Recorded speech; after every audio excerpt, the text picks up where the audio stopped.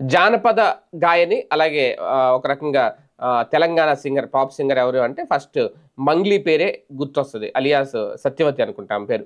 అయితే అందరూ మంగ్లీ, మంగ్లీ అంటారు. అయితే ఇప్పుడు మంగ్లీకి సంబంధించి ఒక వివాదం సోషల్ మీడియాలో. ఎందుకంటే సెలబ్రిటీలు ఏం చేసినా ముందు కొంతమందికి నచ్చదు. ఇమ్మీడియేట్‌గా దాని మీద ఒక పోస్ట్ పెట్టేస్తారు. ఏంటి ఇలా జరిగింది ఆ సంఘటన మీద అనేది. ఇప్పుడు మంగ్లీ విషయంలో ఏం జరిగిందంటే ఆమె తిరుపతెళ్ళింది. తిరుపతి దేవస్థానం వెళ్లి శ్రీవారిని దర్శించుకుంది. అయితే అక్కడ ఎంపీ రామ్మోహన్ నాయుడు ప్రోటోకాల్ దర్శనం ఇప్పించారు. దగ్గరుండి ఆమెను తీసుకెళ్లారు అనేది. ఇది ఎవరికి నచ్చట్లేదు అంటే తెలుగుదేశం పార్టీ వాళ్ళకే నచ్చట్లేదు. కారణం ఏంటి అంటే గతంలో మంగ్లీ వైఎస్ఆర్‌సీపీ జగన్ సాంగ్స్ పాడడం, తను జగన్ అభిమాని అని చెప్పుకోవడం, జగన్ కోసం ఏదైనా చేస్తాను ఇలా మాట్లాడడం. అంటే కాస్తంత ఫేవర్‌గా ఎప్పుడైతే మాట్లాడారో ఇంకా ఆమెకు అప్పట్లో అంతేకాదు ఎస్‌వీబీసీలో ఆమె పదవి కూడా తీసుకుంది. జగన్మోహన్ రెడ్డి గారి హయాంలో. సో అలాంటి సింగర్‌కి తెలుగుదేశం పార్టీ ఇప్పుడు ఆ రాచమర్యాద చేయడం ఏంటి అనేది టీడీపీలో కొంతమంది సోషల్ మీడియా శ్రేణులు జీర్ణించుకోలేకపోతున్నారు. అది ఎందుకంటే ఇప్పుడు పార్టీ మారినప్పుడు ఓకే. ఆమెకిచ్చే గౌరవం ఇచ్చారు.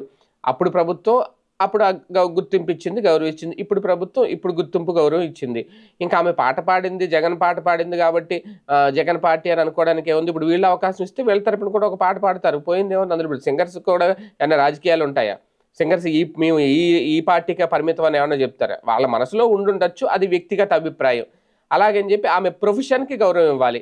ఆమె టాలెంట్‌కి గౌరవం ఇవ్వాలి ఖచ్చితంగా. అక్కడ రాజకీయ పార్టీ చూడకూడదు కదా! ఇంతకుముందు నువ్వు వేరే రాజకీయ పార్టీకి పాడావు కాబట్టి ఇప్పుడు మేము నిన్ను సత్కరించం లేదంటే నీకు ఎటువంటి రెస్పెక్ట్ ఇవ్వమంటే ఎట్లా కుదురుద్ది?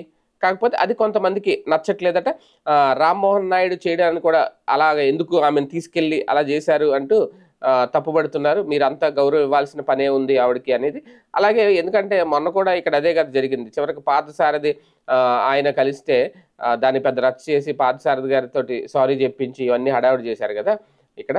అలాగే ఇక్కడ కూడా ఏంటో ఈ మధ్యన తెలుగుదేశం పార్టీలో అగ్రనాయకుల కన్నా సోషల్ మీడియా శ్రేణులు ఎక్కువగా రియాక్ట్ అవుతున్నారు.